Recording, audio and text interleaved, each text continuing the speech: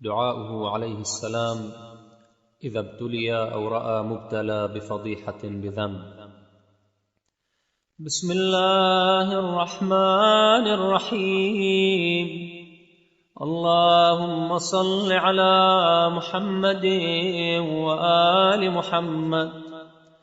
اللهم لك الحمد على سترك بعد علمك ومعافاتك بعد خبرك، فكلنا قد اقترف العائبة فلم تشهره، وارتكب الفاحشة فلم تفضحه، وتستر بالمساوي فلم تدلل عليه.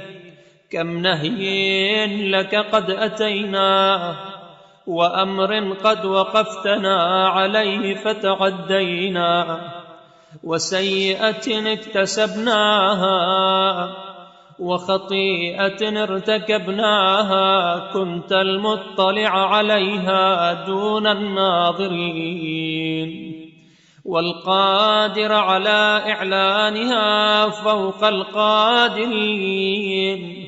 كانت عافيتك لنا حجابا دون أبصارهم، وردما دون أسماعهم، فاجعل ما سترت من العورى وأخفيت من الدخيلة واعظا لنا، وزاجرا عن سوء الخلق واقتراف الخطيئة، وسعيا إلى التوبة الماحية والطريق المحمود.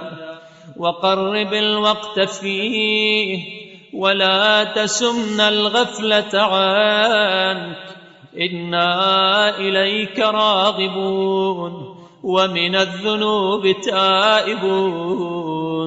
وصل على خيرتك اللهم من خلقك محمد وعترته الصفوة من بريتك الطاهرين، واجعلنا لهم سامعين ومطيعين كما أمرت يا أرحم الراحمين.